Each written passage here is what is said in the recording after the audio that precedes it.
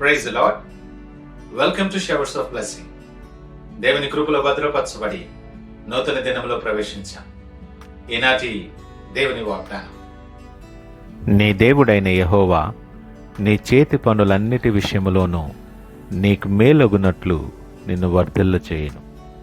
The Lord your God will make you most prosperous in all the work of your hands. ద్వితీయోపదేశకాండం 30:9. Praise God.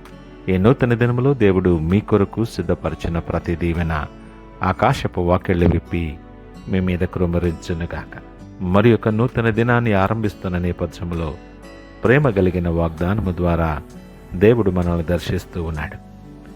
ఈ నూతన సంవత్సరములో మరి ఒక దినం మనము చూడగలగటానికి దేవుడు మన ఆయుష్లు పొడిగించి ఆయన ఇచ్చిన దీవెనను బట్టి కృతజ్ఞతాస్తుతులు తెలియజేద్దాం. ఈ దినం దేవుడు కేవలం ఆశీర్వాదమే కాదు, కానీ నీ యొక్క అధికమైన అభివృద్ధిని గురించి మాట్లాడుతున్నాడు. తన ప్రజలు అభివృద్ధి చెందడం చూసి, ఫలించటం చూసి ఆనందించే దేవుడు ఆయన.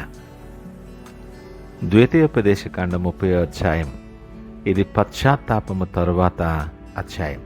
ప్రజలు దూరమైపోయారు, శిక్ష అనుభవించారు. ఇప్పుడు మరల తిరిగి దేవుని యొద్దకు వస్తున్నారు. అలాంటి సమయంలో దేవుడు వారితో మాట్లాడుతున్న మాట, నేను నిన్ను మళ్ళీ అభివృద్ధి పరుస్తాను. ఇది యాంత్రికమైన ఆశీర్వాదం కాదు, ఇది పునరుద్ధరణ తర్వాత వచ్చే అపారమైన దేవుని కృప. ఆత్మ పరిశీలన ఈ వాక్యము ద్వారా మనం ఒక్కసారి చేసుకుంటే ప్రశ్నించుకుందాం. నూతన సంవత్సరాన్ని ఇచ్చిన దేవునికి, నిన్ను అన్ని విధాలుగా కాపాడి సంరక్షించి పోషించి నీ ఆశను పొడిగించే నూతన సంవత్సరంలో నిన్ను ప్రవేశింపచేసిన దేవునికి ఆలోచన చేస్తూ ముందుకు వెళదాం. నేను నిజంగా దేవుని వైపు తిరిగి వచ్చానా, లేక కేవలం ఆశీర్వాదాల కొరకే ఇంకా ఎదురు చూస్తున్నానా? ఈ ఉదయకాలం దేవుడు అంటున్నాడు కదా, నీ చేతి కార్యములన్నిటిలోనూ, అనగా నీ పనిని దేవుడు ఆశీర్వదించబోతున్నాడు.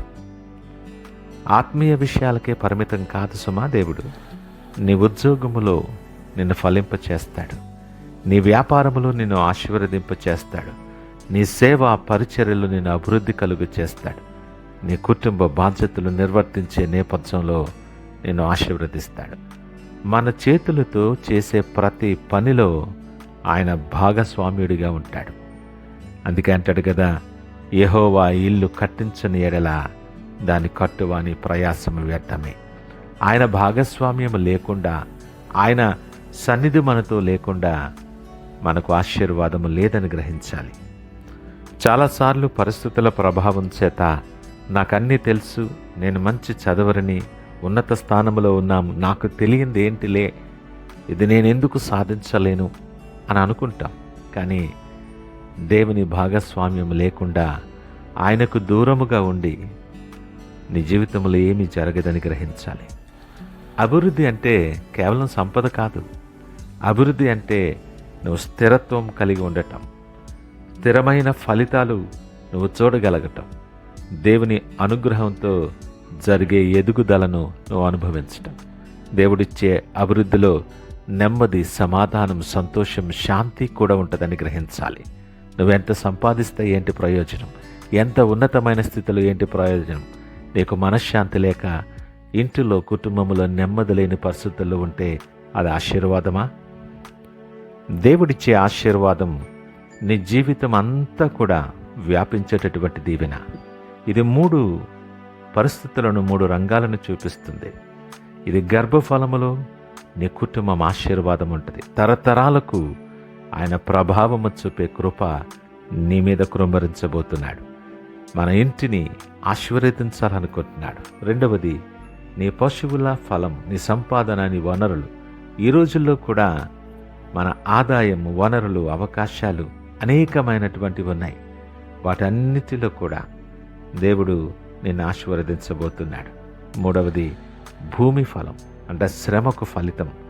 మన శ్రమ వృధా కాకుండా నీ చేతుల పనిని ఆశీర్వదించువాడుగా ఆయన చేయబోతున్నాడు. నూతన సంవత్సరంలో నువ్వెవరివైనా, ఏ పరిస్థితుల్లో ఉన్నా కూడా దేవుడి దినాన్ని అంటున్నాడు కదా, ఆయనను నమ్మితే, ఆయన వైపు విశ్వాసము కలిగి ఆయన మీద ఆధారపడితే, ఆయన ప్రతి విషయంలో నీ గర్భఫలములో, నీ పశువుల ఫలములో, నీ భూమి ఫలములో, సమస్తములో నేను ఆశీర్వదించి నీ అడుగులు స్థిరపరచేవాడు, నేను బలపరచువాడుగా ఆయన ఉండబోతున్నాడని వాగ్దానము చేస్తున్నాడు.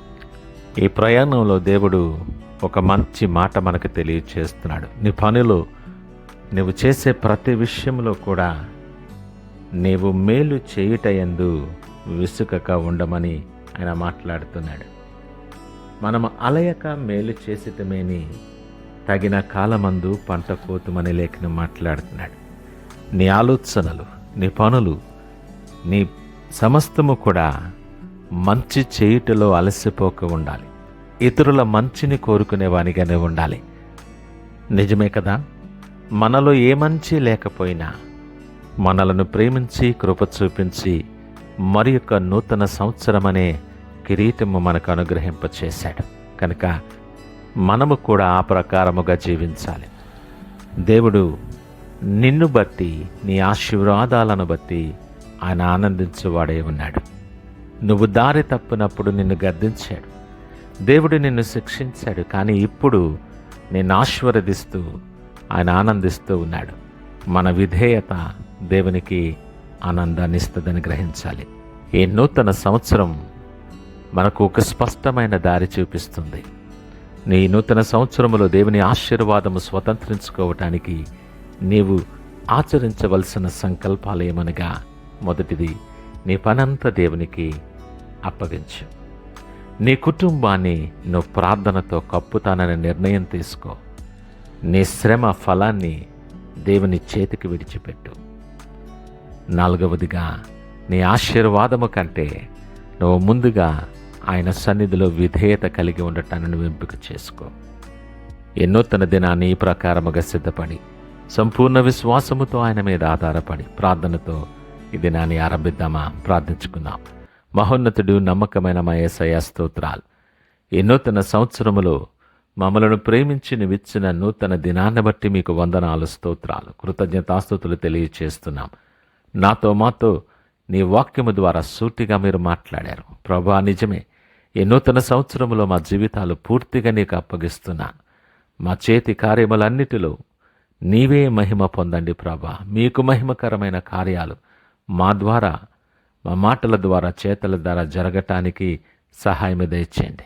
మమ్మలను నీ కృప చొప్పున నీ మహిమార్థమై వాడుకొని మీరు అభివృద్ధి పరచండి.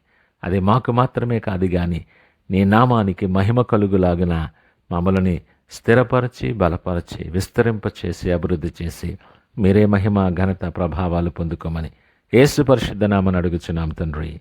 ఆమేన్. God bless you.